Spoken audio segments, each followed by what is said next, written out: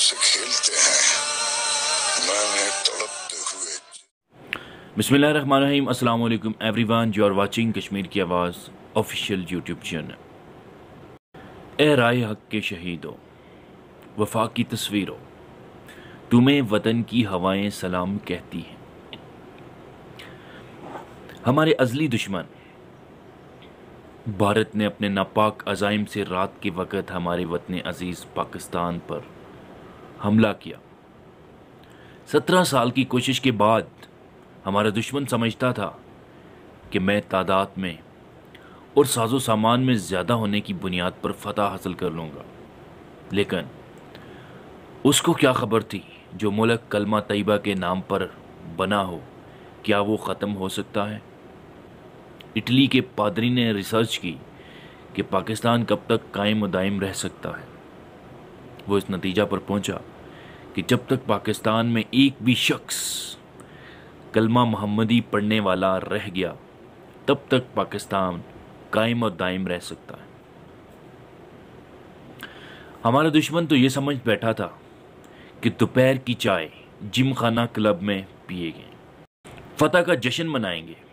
लेकिन ज्यों ही उस वक़्त के सदर अयूब खान ने रेडियो पर कौम से खिताब करते हुए कहा पाकिस्तान पर हमला हो गया है, तो उसी वक़्त मुहब्बे वतन पाकिस्तानियों में जज्बा ईमानी जागा और पाकिस्तान की मुस्लाह अफवाज के साथ मिलकर दुश्मन के गुमंड और नापाक इरादों को खाक में मिला दिया।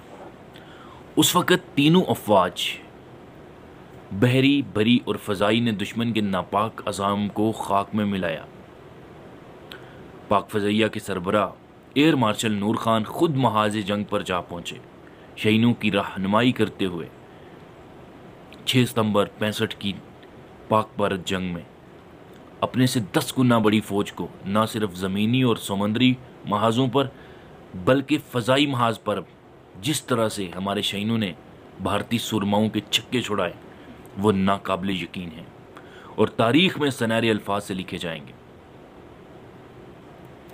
पाकिस्तान के काबिल फ़ख्र शाहीन MM आलम ने जिस तरह एक ही मार्का में भारतीय फ़ज़ैया के 6 जहाज़ों को मलबा बनाया, वो पाक फ़ज़ैया का एक सुनहरी बाब है।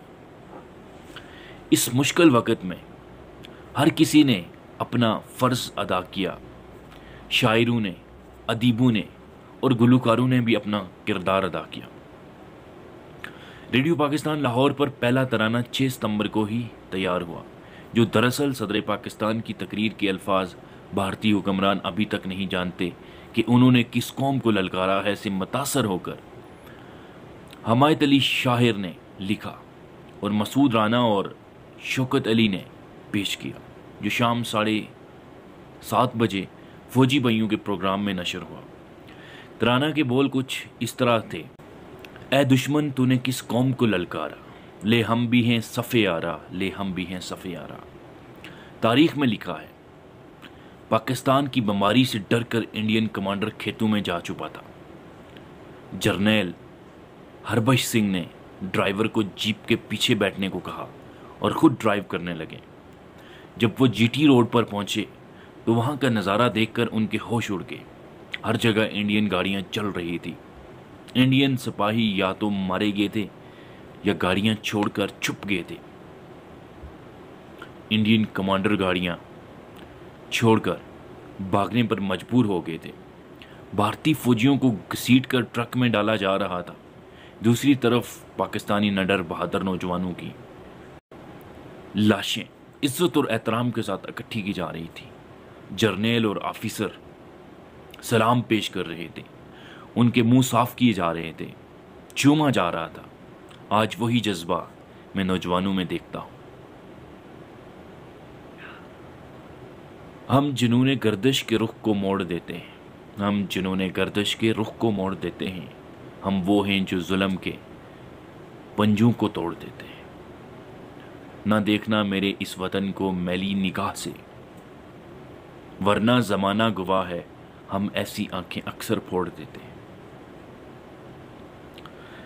दुश्मन इस हकीकत को हमेशा भूल जाता है कि जंगें अददी, बदरी और साजो सामान से नहीं बल्कि जज्बों से लड़ी जाती हैं। लेकिन आज फिर वही हमारा दुश्मन मसलसल लाइन ऑफ कंट्रोल की खिलाफ वर्जियां कर रहा है। आज मैं इन अजीम माओं को सलाम पेश करता हूँ जिन्होंने अपने जिगर गोशों को दफ़ाए वतन के लिए अफवाज पाकिस्तान के सुपुर्द किया। उन बहनों को सलाम पेश करता हूँ जिन्होंने अपने फूल जैसे भाइयों की दायमी जुदाई का पत्थर अपने दिलों पर रखा। फिर पकारा है वतन की सरहदों ने कौम को, फिर पकारा है वतन की सरहदों ने कौम को, फिर अदद मद मकाबिल है, खुला मैदान है। आज फिर देना है धरती के शहीदों को खराज, आज फिर यौम दफ़ा अरसे पाकिस्तान है। आज के लिए सिर्फ इतना ही था।